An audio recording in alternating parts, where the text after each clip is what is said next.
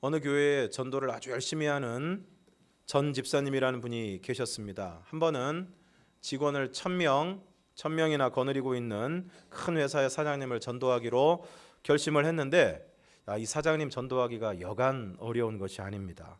사람이 조금 어려운 부분이 있어야 전도하기가 쉬운데, 이 사장님은 모든 것이 잘 되고 있는 사람이라, 부유한 사람이라 전도하기가 무척 힘이 들었습니다. 하루는 이분을 만나서 사장님, 예수 믿고 교회 나갑시다 전도를 했더니 그 다음부터는 아예 이 집사님을 상대도 해주지 않았습니다. 전화도 안 받고 찾아가도 만나주지를 않았습니다. 그래서 어떻게 하면 이 사람을 전도할 수 있을까 궁리를 하다가 안 만나주니까, 전화도 안 받으니까 엽서를 보내기로 계획을 했습니다. 그래서 엽서에다가 전도 문구를 쓰고 또 밑에다가는 성구를 하나씩 적어서 보내기 시작했습니다. 한 번 보내고, 2번 보내고, 10번 보내고, 30번 보내고, 50번이나 엽서를 보냈습니다. 그리고 90번, 99번 엽서를 보내도 아무런 반응이 없습니다. 그래서 이분이 낙심이 됐습니다. 아무래도 이분은 구원받지 못할 영혼인가 보다 생각을 하고 낙심하고 있다가, 그럼에도 다시 한번 보내보자. 그래서 100번째 엽서를 보냈는데 100번째 엽서를 보내고 얼마 안 돼서 이 사장님에게 연락이 왔습니다. 만나자는 것입니다. 그래서 만나서 자초지종을 듣고 보니까 이분이 첫 번째 엽서부터 99번째 엽서는 받자마자 전부 다 서랍으로 직행, 보지도 않고 탁 던져 넣었더라고요. 이 사람 진짜 끈질기고 귀찮은 사람이구만, 탁 집어넣어 버렸다는 거예요. 그런데 마지막 100번째 엽서를 받을 때는 상황이 달랐습니다. 100번째 엽서를 받을 때 이 회사가 큰 위기를 만나서 부도가 날 지경이 됐습니다. 그러니까 이분이 너무 상심이 되고 너무 답답하고, 또 주변에 도움을 얻을 만한 사람들을 돌아보니까 참 신기하게 자기가 돈도 많고 또 이름도 있고 그럴 때는 주변에 사람들이 그렇게 많더니 자기가 어려워서 도움을 청하려고 보니까 언제 그렇게 소문을 들었는지 한 사람도 전화를 받지 않고 연락을 받지 않는 것입니다. 그래서 너무 외롭고 너무 힘든 그 순간에 100번째 엽서를 받았습니다. 그리고 그 엽서를 받으면서 너무 감동이 됐습니다. 그래서 99번째까지 서랍에 직행했던 엽서를 다 꺼내서 보기 시작했습니다. 다 꺼내서 보는데 그 엽서마다 성경 말씀이 적혀 있는데, 그 중에서도 수고하고 무거운 짐진 자들아 다 내게로 오라, 내가 너희를 쉬게 하리라. 이 말씀에 큰 감동을 받았습니다.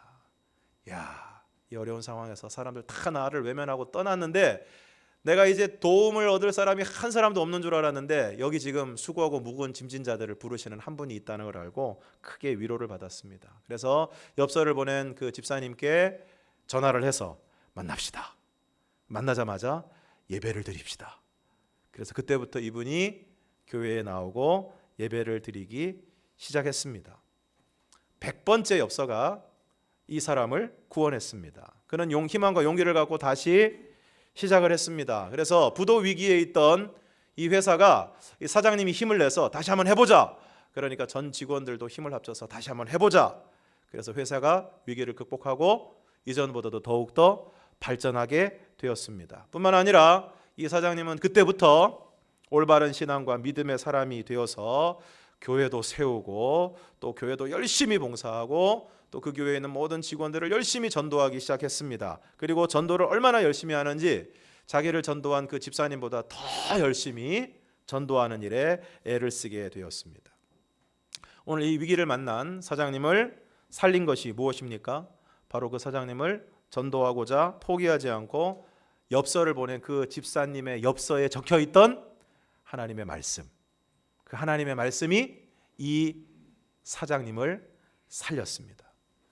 오늘 이스라엘 자손들이 일제히 수문 앞 광장에 모였습니다. 지금 이 사람들은 바벨론이라는 나라에서 70년 동안 포로 생활을 하다가 돌아왔습니다. 그렇게 돌아와 보니까 자기들이 살던 이 예루살렘이 그야말로 폐허가 되어 있습니다. 예루살렘 성은 다 허물어지고 성문들은 불타버렸습니다. 남아있는 사람들은 무기력하고 주변 나라들은 이스라엘을 비웃고 끊임없이 회방을 했습니다. 그런 상황에서 당시 지도자였던 느헤미야를 중심으로 예루살렘 성벽 재건이 이루어집니다. 그러자 주변 사람들이 다 비웃습니다. 우리 오늘 본문에서 앞으로 조금 넘기셔서 느헤미야 4장 1절에서 3절을 함께 읽겠습니다. 느헤미야 4장 1절에서 3절 함께 읽겠습니다. 시작. 산발랏이 우리가 성을 건축한다 함을 듣고 크게 분노하여 유다 사람들을 비웃으며 자기 형제들과 사마리아 군대 앞에서 일러 말하되 이 미약한 유다 사람들이 하는 일이 무엇인가? 스스로 견고하게 하려는가? 제사를 드리려 하는가? 하루의 일을 마치려는가? 불탄 돌을 흙무더기에서 다시 일으키려는가 하고 암몬 사람 도비야는 곁에 있다가 이르되 그들이 건축하는 돌 성벽은 여우가 올라가도 곧 무너지리라 하더라. 주변에 있는 이 방해하는 세력들이 다시 성벽을 건축하고자 하니까 도대체 그 일을 할 수나 있겠는가? 그리고 그거 쌓아봤자 여우가 올라가도 무너질 것이다. 그러면서 방해하고 비방하고 조롱했습니다. 그럼에도 건축이 계속 진행되자 이번에는 예루살렘을 공격하겠다고 위협합니다. 그러자 이 다른 나라, 이 족속들과 경계 지역에 살고 있는 유다 사람들이 와서 도와달라고 이야기합니다. 그리고 그때로부터 느헤미야 수하에 있는 사람들이 절반은 일을 하고 절반은 갑옷을 입고 창과 방패와 활을 가지고 이 성을 지키기 시작합니다. 그리고 성벽 재건에 동참한 모든 이스라엘 백성들도 한 손으로는 일을 하고 한 손에는 무기를 잡고 여차하면 적들의 공격에 대비할 수 있도록 그렇게 성벽 재건이 이루어지게 됩니다. 여러분 한번 생각해 보십시오. 그냥 성을 건축하기 위해서 일하는 것만 해도 이게 쉽지 않은 일인데 한 손으로는 일을 하고 한 손에는 병기를 잡는 것이 이거 보통 힘든 일이 아닙니다. 또 가난한 사람들, 그 가운데 있는 가난한 사람들이 먹고 살기 힘들다고 아우성을 칩니다. 또 지도자인 느헤미야에 대한 음모와 또 살해 위협이 있습니다. 그럼에도 불구하고 성벽 공사가 시작된 지 52일 만에 예루살렘 성벽 공사를 완공하게 됩니다. 이에 문짝을 달고 문지기와 노래하는 자들과 레위 사람들을 세운 후에 느헤미야의 동생인 하나니와 영문의 관원인 하나냐가 함께 예루살렘을 다스리게 하고 모든 백성들로 하여금 예루살렘 성을 아주 철저하게 지킬 것을 명령합니다. 수많은 어려움 가운데서도 성벽 공사를 마쳤습니다. 다 허물어지고 불타버리고 폐허가 되었던 예루살렘 성벽이 마침내 재건이 된 것입니다. 그리고 오늘 모든 백성이 일제히 수문 앞 광장에 모였습니다. 본문 1절에서 3절까지의 말씀을 함께 읽겠습니다. 1절에서 3절 시작. 이스라엘 자손이 자기들의 성읍에 거주하였더니 일곱째 달에 이르러 모든 백성이 일제히 수문 앞 광장에 모여 학사 에스라에게 여호와께서 이스라엘에게 명령하신 모세 율법책을 가져오기를 청하매 일곱째 달 초하루에 제사장 에스라가 율법책을 가지고 회중 앞 곧 남자나 여자나 알아들을 만한 모든 사람 앞에 이르러 수문 앞 광장에서 새벽부터 정오까지 남자나 여자나 알아들을 만한 모든 사람 앞에서 읽음에 뭇 백성이 그 율법책에 귀를 기울였는데 일곱째 달에 모든 백성이 수문 앞 광장에 모였습니다. 이 광장은 이 예루살렘 성벽과 연계된 광장 중에서 공터 중에서 제일 넓은 곳입니다. 모든 백성이 모일 만한 장소였습니다. 그곳에 사람들이 모였습니다. 그리고 학사 에스라에게, 여기서 학사라는 말은 율법을 필사, 베껴 쓰고 그것을 해석하는 사람들, 우리가 흔히 서기관이라고 부르는 그런 사람들입니다. 학사인 에스라에게 모세의 율법책, 그러니까 오늘 우리 창세기, 출애굽기, 레위기, 민수기, 신명기, 모세 오경의 책을 가져오게 해서 새벽부터 정오까지, 새벽을 아침 오전 6시라고 하면 6시, 아침 6시부터 정오 12시까지 무려 6시간 동안 남자나 여자나 알아들을 만한 모든 사람 앞에서 그 말씀을 읽었는데 모든 백성이 그 율법책에 귀를 기울였다는 것입니다. 왜 그랬을까요? 왜 에스라에게 모세의 율법책을 가져오게 하고 새벽부터 정오까지 무려 6시간 동안, 우리는 주일날 1시간 예배 드리는 것도 너무너무 힘든데 6시간 동안, 무려 6시간 동안 하나님의 말씀을 그저 읽기만 했는데 모든 백성들이 그 율법책에 귀를 기울였다는 것입니다. 왜 그랬을까요? 그만큼 하나님의 말씀에 대한 갈급함이 있었기 때문입니다. 그래서 모든 백성이 일제히 수문 앞 광장에 모여서 학사 에스라에게 율법책을 가져오게 하고, 여러분 여기서 중요한 것은 에스라가 말씀을 가르치고자 시작한 것이 아니라는 것입니다. 느헤미야가 자 오늘부터 사경이 시작한다, 백성들 다 모여라, 이렇게 한 것이 아니라 수문 앞 광장에 모인 이스라엘 백성들이 학사 에스라에게 하나님의 말씀을 들려줄 것을 요청했다는 것입니다. 율법책을 가져오게 해서 우리들에게 하나님의 말씀을 들려주십시오 라고 요청을 했다는 것입니다. 지금 이들은 예루살렘 성벽 재건이라는 대역사를 이루었습니다.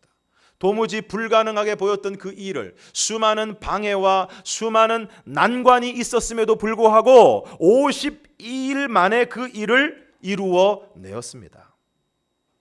그런데 그렇게 놀라운 역사를 이루어낸 그 이스라엘 백성들이 그 다음에 한 일은 무엇입니까? 학사 에스라에게 요청해서 하나님의 말씀을 들려달라고 요청을 한 것입니다. 왜 그랬을까요? 예루살렘 성벽을 재건하면 모든 일들을 다 이루고 마음의 기쁨과 충만함이 있을 줄 알았는데 오히려 큰 역사를 이루고 난 이후에 그들의 마음에 허전함이 있는 것입니다. 그들의 마음에 채워지지 않는 것들이 있는 것입니다. 왜 사람들이 이미 배가 부른데도 불구하고 왜 계속 먹을까요? 분명히 정량을 초과했음에도 불구하고 왜 계속 먹을까요? 먹어도 채워지지 않고 허전하기 때문입니다. 이미 옷이 많은데, 그래서 늘 장롱이 좁다고, 옷 둘 것이 없다고 볼멘 소리를 하면서도 왜 또 이제 새봄이 왔으니까, 철이 바뀌었으니까 또 옷을 살 마음이 생길까요? 자꾸 다른 옷을 사서 입어도 채워지지 않기 때문입니다. 저희 막내가 좋아하는 장난감이 있습니다. 그 장난감이 시리즈가 참 많습니다. 부모 입장에서는 그 장난감 회사가 얼마나 얄미운지 몰라요. 제가 볼 때는 다 비슷비슷한데 요 시리즈 저 시리즈 막 여러 개를 만들어 놓습니다. 그래서 애들의 마음을 그냥 현혹을 합니다. 올 초에 세뱃돈을 받았습니다.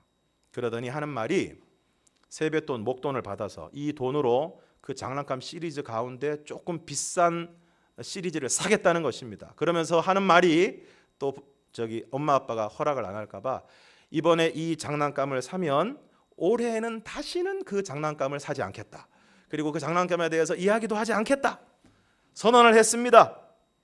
그래서 그 전제하에 마침내 그 장난감을 샀습니다.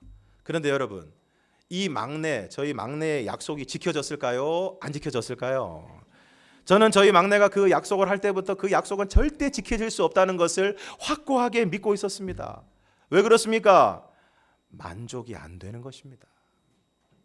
내가 이것만 하면, 이 일만 이루면, 요것만 사면, 요 백만 들면, 그 옷만 사 입으면 내가 만족할 것이라고 여러분 생각하십니까? 단언컨대 만족하지 못할 줄로 믿습니다. 왜 그렇습니까? 영적인 존재인 인간이 세상적인 것으로 아무리 자기를 채우려고 해도 채워지지를 않는 것입니다. 1950년대와 60년대에 세계 최고의 배우, 세계 최고의 미인이라고 칭송을 받았던 마릴린 먼로라는 여인이 있습니다. 그녀는 전 세계 남성의 우상이었습니다. 전 세계 남성들이, 특별히 높은 자리에 있는 분들이 이 마릴린 먼로를 한번 만나기 위해서 별 노력을 다할 정도로 아주 큰 인기를 얻었습니다.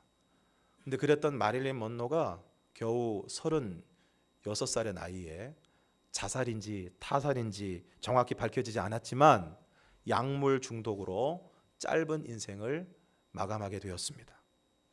그러면서 이 마릴린 먼로가 이런 메모를 남겼다고 합니다. 나는 한 여성이 가질 수 있는 모든 것을 가졌다. 나는 젊다. 나는 부자다. 나는 사랑에 굶주리지도 않는다. 하루에도 수백 명의 팬으로부터 팬레터를 받는다. 나는 건강하다. 나는 부족한 것이 아무것도 없다. 미래에도 나는 이렇게 살 것이다. 그런데 웬일인가? 나는 너무 공허하다. 그리고 매우 불행하다. 이유 없는 반항이라는 말도 있지만 나는 이유 없이 불행하다. 프랑스의 수학자이자 철학자인 파스칼이 이런 얘기를 했습니다. 인간에게는 하나님만이 채울 수 있는 공간이 있다. 여러분, 오늘 우리 인간에게는 세상적인 것 아무리 쏟아부어도 절대 채워질 수 없는 하나님만이 채울 수 있는 공간이 있다는 것입니다. 그래서 아무리 먹어도, 아무리 쇼핑을 해도, 아무리 채워도, 아무리 대공사를 해도, 아무리 큰 업적을 남겨도, 아무리 큰 권력의 정점에 올라가도 모든 것을 휘두를 수 있는 그런 사람이 되어도 하나님 없는 인간은 여전히 허무하고 허전하고 공허한 것입니다. 그래서 일찍이 모든 것을 다 가지고 다 누려보고 다 해보았던 솔로몬이 뭐라고 탄식했습니까? 헛되고 헛되며 헛되고 헛되니 모든 것이 헛되도다. 이것은 절대 허무주의를 이야기한 것이 아니라 하나님이 계시지 않는, 하나님 없는 허무함을 절실하게 표현한 것입니다. 그래서 이스라엘 자손들은 학사 에스라에게 모세의 율법책, 곧 하나님의 말씀을 가져오라고 요청을 했습니다. 그리고 남자나 여자나 알아들을 만한 모든 사람이 수문 앞 광장에 모여서 새벽부터 정오까지 그 말씀을 들었습니다. 사랑하는 성도 여러분, 그러므로 오늘 세상에 그 어떤 것으로도 채울 수 없는 인간의 허전함을 무엇으로 채워야 합니까? 하나님으로 채워야 합니다. 하나님의 말씀으로 채워야 할 줄로 믿습니다. 그래서 오늘 이스라엘 자손들이 학사 에스라에게 모세의 율법책을 가져오기를 청하고 새벽부터 정오까지 그 율법책에 귀를 기울인 것입니다. 이제 이번 주 수요일부터 봄 사경회가 시작됩니다. 사경회라는 말이 어떤 분에게는 좀 생소할 수 있는데 국어 사전을 찾아보면 한데 모여 일정한 기간 동안 성경을 공부하거나 성경에 대한 강의를 듣기 위해 모이는 교인들의 모임이다라고 이야기를 합니다. 사경회의 사자는 조사하다 할 때의 사자이고 경은 성경을 의미하는 것입니다. 그러므로 사경회는 성경을 조사하고 공부하는 모임입니다.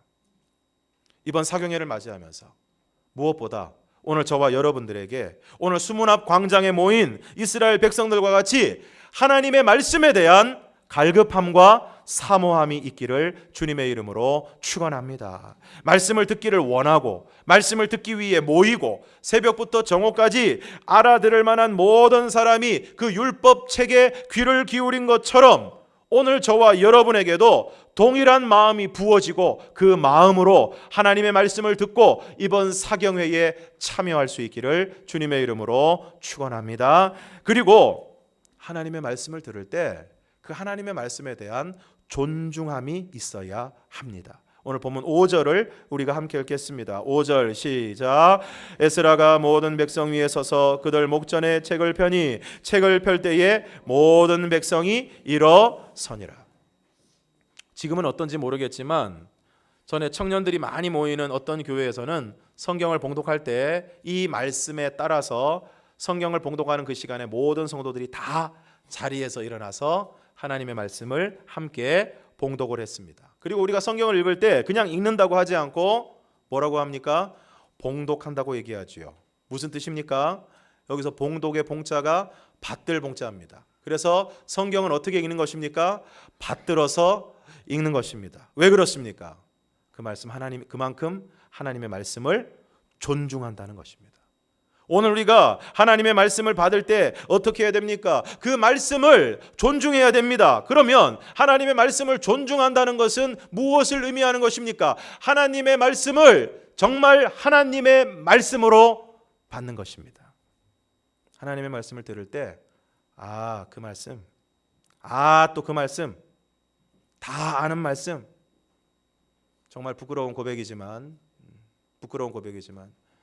제가 아동부에 있을 때 교회에서 예배를 마치고 공과 공부를 하는데 안타깝게도 그 공과 공부 시간이 그 시내에 있는 극장에서 만화 영화 하는 시간하고 항상 겹칩니다. 만화 영화.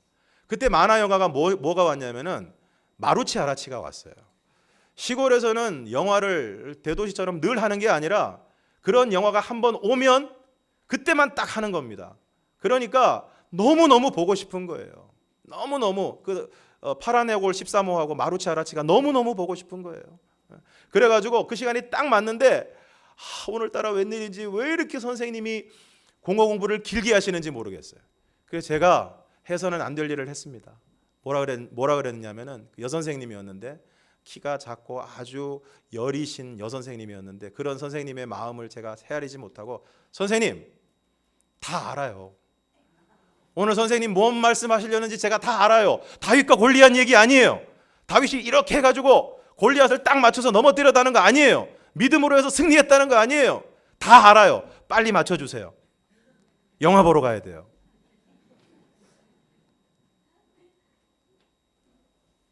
지금 생각해도 너무 부끄럽고 그 선생님한테 죄송합니다.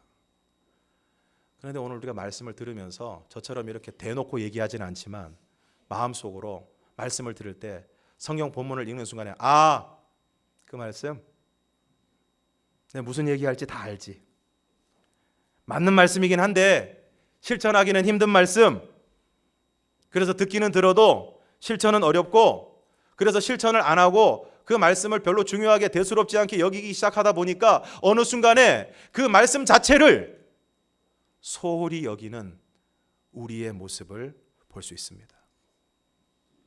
말씀을 그렇게 받기 시작하면 아무리 좋은 말씀 들어도 아무리 말씀 많이 들어도 밑 빠진 독에 물 붓는 것과 똑같습니다. 담기질 않습니다. 그 말씀이 우리 안에서 어떤 일도 하지 못합니다. 그 말씀을 통해서 어떠한 변화도 어떠한 능력도 나타나지 않습니다. 히브리서에 보면 하나님의 말씀은 살아있고 운동력이 있다고 분명히 말씀하셨는데 하나님의 말씀을 하나님의 말씀으로 존중하지 않는 사람에게는 그러한 운동력이 나타나지 않습니다. 그러므로 하나님의 말씀을 읽을 때 하나님의 말씀을 들을 때 우리의 몸이 일어서지 않더라도 우리의 마음이 일어서고 하나님의 말씀을 하나님의 말씀으로 존중해야 하는 것입니다. 그리고 말씀에 대한 반응과 수용이 있어야 합니다. 6절을 우리가 함께 읽겠습니다. 6절 시작. 에스라가 위대하신 하나님 여호와를 송축하며 모든 백성이 손을 들고 아멘 아멘 하고 응답하고 몸을 굽혀 얼굴을 땅에 대고 여호와께 경배하니라. 에스라가 위대하신 하나님 여호와를 송축합니다. 높이고 찬양합니다. 그때 이스라엘 백성들이 어떻게 했습니까? 손을 들고 아멘 아멘 했습니다. 아멘이 무엇입니까?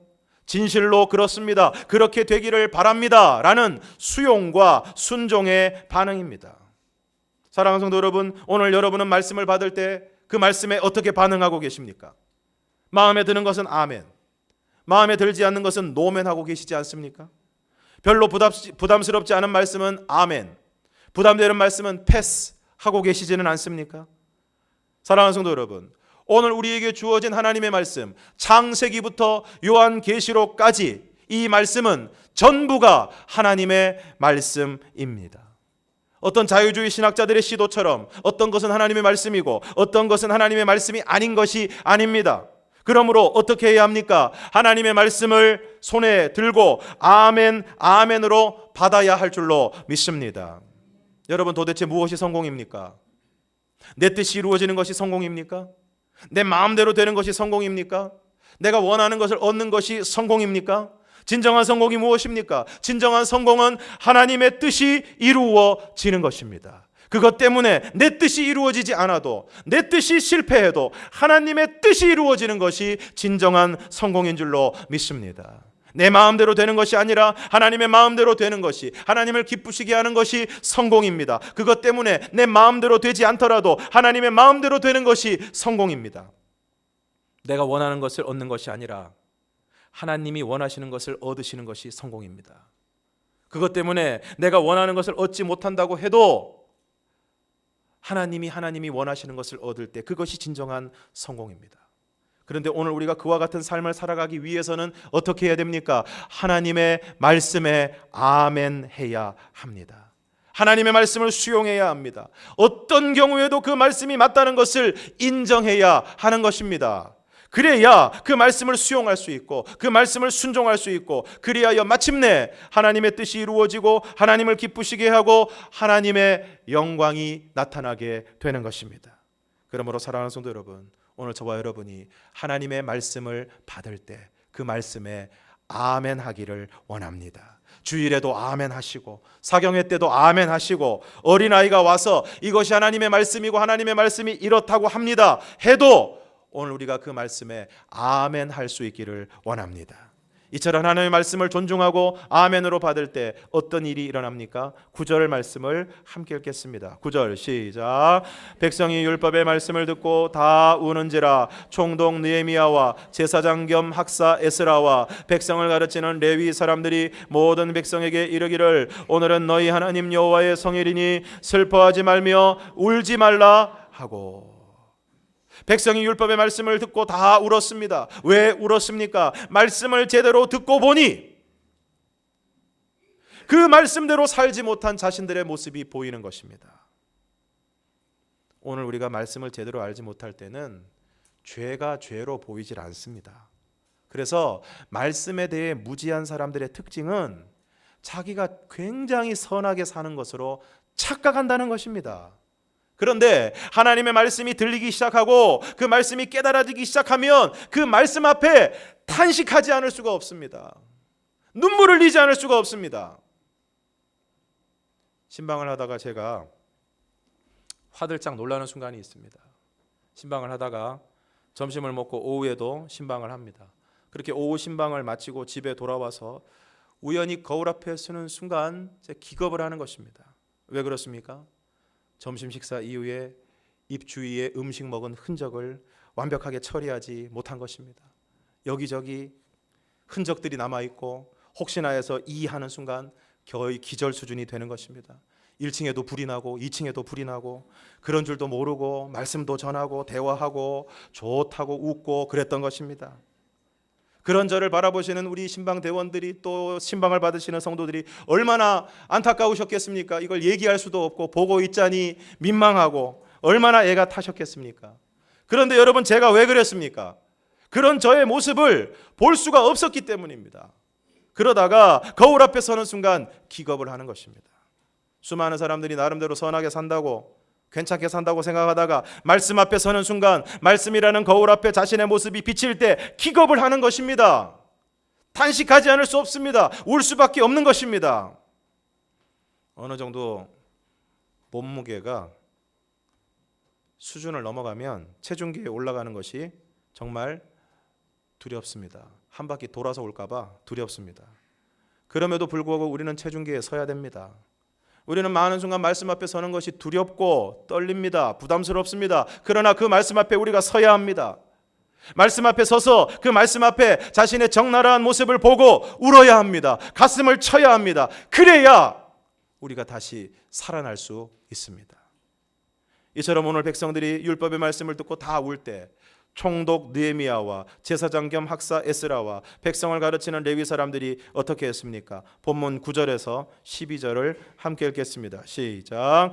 백성이 율법의 말씀을 듣고 다 우는지라. 총독 느헤미야와 제사장 겸 학사 에스라와 백성을 가르치는 레위 사람들이 모든 백성에게 이르기를 오늘은 너희 하나님 여호와의 성일이니 슬퍼하지 말며 울지 말라 하고, 느헤미야가 또 그들에게 이르기를 너희가 가서 살찐 것을 먹고 단 것을 마시되 준비하지 못한 자에게는 나누어 주라. 이날은 우리 주의 성일이니 근심하지 말라. 여호와로 인하여 기뻐하는 것이 너희의 힘이니라 하고, 레위 사람들도 모든 백성을 정숙하게 하여 이르기를 오늘은 성일이니 마땅히 조용하고 근심하지 말라 하니, 모든 백성이 곧 가서 먹고 마시며 나누어 주고 크게 즐거워하니, 이는 그들이 그 읽어 들려준 말을 밝히 알미라.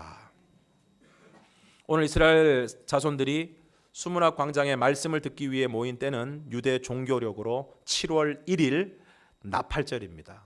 이때가 유대인들에게는 1월 1일 신년이고 초막절을 시작하는 날인데, 이러한 성일이기 때문에 계속 슬퍼하지 말고 오히려 기뻐해야 한다는 것입니다. 그러면서 오늘 12절을 보면 12절을 다시 읽겠습니다. 시작. 모든 백성이 곧 가서 먹고 마시며 나누어 주고 크게 즐거워하니, 이는 그들이 그 읽어 들려준 말을 밝히 알미라. 그러므로 진정한 기쁨, 진정한 만족은 어디에 있는 것입니까? 하나님의 말씀을 듣고 그것을 밝히 알 때 거기에 진정한 기쁨이 있고 진정한 만족이 있는 것입니다. 왜 그렇습니까? 말씀을 듣고 그것을 밝히 알 때, 그래서 세상 가운데서 육신의 정욕과 욕심을 따라 죄 짓는 삶이 아니라 하나님의 말씀에 순종하여 거룩하게 사는 것이 진정한 기쁨이라는 것을 알게 되기 때문입니다. 그리고 말씀을 듣고 그것을 밝히 알 때 아무런 소망 없이 언젠가는 끝나게 될 이 세상에서 그럼에도 좀 더 가지고 좀 더 누리는 것이 전부인 줄 알고 이전 투구하고 싸우고 다투고 빼앗고 살아가고 있는 오늘 우리들의 모습에서 이제 예수 그리스도를 믿기만 하면 우리가 근본적으로 가지고 있는 죄의 문제, 죽음의 문제가 해결되고, 오늘 이 세상이 전부인 줄 알고 그저 이 세상에 목을 메고 이 세상에서 어떻게든 잘 살아보려고 발버둥 치던 그런 안타까운 삶에서 이제는 예수 그리스도를 통하여 우리에게 주신 소망, 저 하나님의 나라와 영생과 부활과 영원한 기쁨을 누리는 그 소망이 우리에게 주어지기 때문입니다. 이처럼 말씀을 듣고 그것을 밝히 알 때 진짜 기쁨을 누리게 되고 영원한 기쁨을 누리게 되는 것입니다. 그러므로 사랑하는 성도 여러분, 오늘 저와 여러분에게 하나님의 말씀에 대한 갈급함과 사모함이 있기를 원합니다. 특별히 사경회를 기다리면서 오늘 우리의 마음에 성령님께서 그와 같이 말씀에 대한 갈급한 마음, 말씀을 간절히 기다리는 그러한 사모함의 마음을 우리 모두에게 부어주시기를 주님의 이름으로 축원합니다. 그리고 우리가 하나님의 말씀을 받을 때 그 하나님의 말씀을 그야말로 하나님의 말씀으로 존중하고 그 말씀을 아멘, 아멘으로 받아서 하나님의 말씀 앞에 정직하게 서고, 그리고 그 말씀 앞에 우리의 모습을 정직하게 비추어서 오늘 저와 여러분에게 진정한 회개의 역사가 일어나기를 주님의 이름으로 축원합니다. 그리하여 오늘 하나님의 말씀을 우리가 밝히 알고 깨닫는 것을 통해서 이 세상이 주는 가짜 기쁨이 아니라 오직 하나님의 말씀을 듣고 그 말씀을 깨달을 때 하나님이 우리에게 주시는 기쁨, 진짜 기쁨, 영원한 기쁨, 그와 같은 기쁨을 이번 사경회를 통해서 말씀을 받는 모든 시간들을 통해서 저와 여러분이 누릴 수 있기를 주님의 이름으로 축원합니다. 함께 찬양하겠습니다.